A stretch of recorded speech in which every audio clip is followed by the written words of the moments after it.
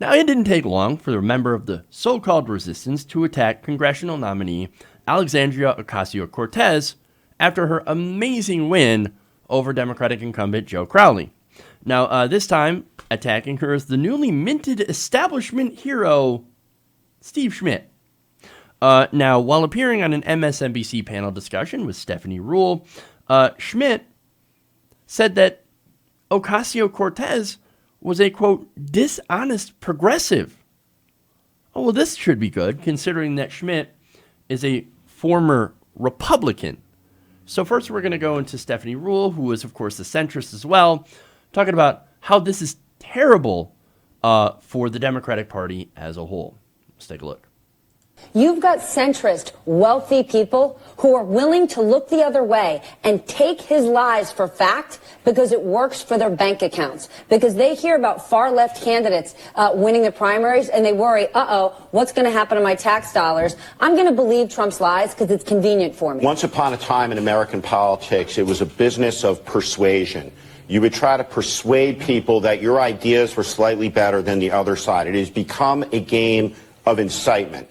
And what Trump is doing is radicalizing American politics. And he is a beneficiary the more radical politics becomes. When it becomes a game of incitement between a far left who says everybody's going to have a government job, everybody's going to have daycare, everybody's going to have retirement, free school, free high school, free college education, as we careen towards $30 trillion in debt. When we have dishonest progressivism, right, and we have dishonest Trumpism, an alienated middle that surrenders. They break their will to fight back. They become disenfranchised and hopeless about the idea that free market capitalism or liberal democracy can prevail in a radical era. That is the danger. Well, this is the moment for the center to rise.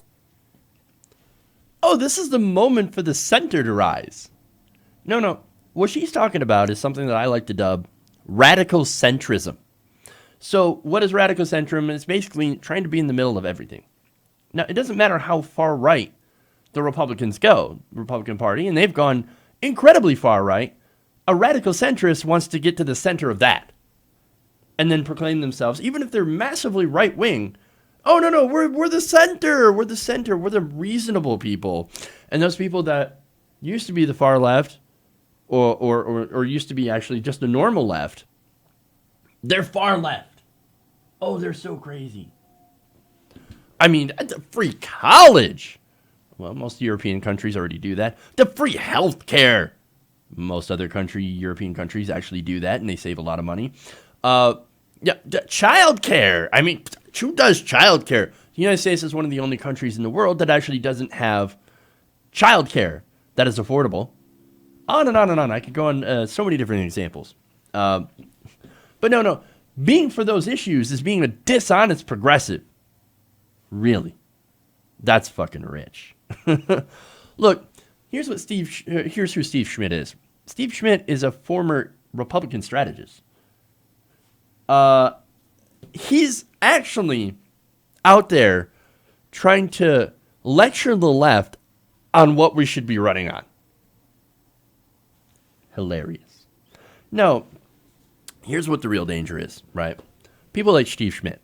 He's being incredibly dishonest. See, what Schmidt won't admit is that a lot of these policies are actually, number one, they're investments into the American people. And number two, a lot of these actually save money. For example, Medicare for All saves money over our current system that is strictly for profit. Well, how do they save money? They get rid of the profit motive that actually raises prices for the American people. We'd actually save trillions under a Medicare for All plan if we get rid of the insurance companies. But look, you know what's actually wasting money, and it's not the free college, which actually is a great investment into the American people. And when people come out of college without debt, guess what? They get jobs, and they can actually go. They either get jobs or they create new businesses, which is also good for the economy. But they're actually they're able to get houses, and they're actually able to be a part of the economy at large without a majority of their money going to debt servicing for those student loans. Get a clue, Steve Schmidt. Take an economics class that isn't Koch Heritage Foundation sponsored. Look, do you know what actually wastes money? War. That's what wastes money. Endless war. You know how much money we put into the military? And this is thanks to a lot of the neoliberals that also voted for this. Over $700 billion goes into war. The military has some of the biggest just wasteful programs, wasteful weapons, just all that money. And look, it doesn't go to the troops. Majority of that money doesn't go to the troops. It actually goes to defense contractors that line their pockets with billions and billions of dollars. That's a waste of money. We pay more for our military. We spend more for our military than the 10 biggest countries combined. Oh, but somehow we're not having a conversation about how much waste that is.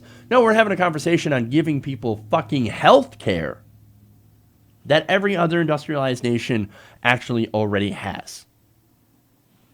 Not only that, you know what else is a waste? Giving taxes to the richest people in the world, the richest corporations. You know why? Because they hoard the money either overseas or, in the case of the Trump tax cuts, by the way, they invested a lot of that money not in their workers, not in their companies, but they just bought back their own stock. Which does what? It inflates the stock market and makes the company seem more valuable to investors than it actually is. That creates a bubble in the stock market. Not very smart, because guess what? Bubbles happen to burst. And when that happens, really, really bad things happen to the economy. So, you want to talk about wastes of money. That's what's wasting money. Look, this argument is more, how are we going to pay for that? Coming from the right, except now he's apparently a liberal hero for quitting the Republican Party over Trump and his lack of decorum. Well, if he was truly disgusted by GOP policies, he would have quit during the disastrous Iraq War, or during the first round of gigantic tax cuts for the rich that caused a recession. He didn't, because that's who he is. Look, he's a Republican, he's a conservative at heart. What he did is instead, he brought a Sarah Palin. And Sarah Palin is, I think, one of the first steps that got us to Trump. Somebody who doesn't know a damn thing, railing against, it's the mainstream liberal media with their gotcha questions and facts. That's what started inching us towards President Trump. So, now Kyle Kalinske, and I love this, on Twitter, he hosts Secular Talk. He called him out on Twitter, and I love this tweet. He says, "Sniveling little weasel Steve Schmidt thinks that fighting for Medicare for all, free college, living wage, end of the wars, and drug war is equal to bombing 8 countries, ripping families apart, and torturing people because he's a world-class idiot." Look, he made a comparison between progressivism and Trumpism. That is not equal. They are not equal. Now, he responded to that by saying, "You make Trump possible. Look in the mirror. You see Trump staring back?" No. That's ridiculous and stupid. They are not the same. And I love the false equivalence there that he was trying to paint against Kyle and progressives as a whole. That's your hero of the resistance. Somebody who thinks fighting for good policy is the same as Trumpism. No, here's what Schmidt is. He is a political hack.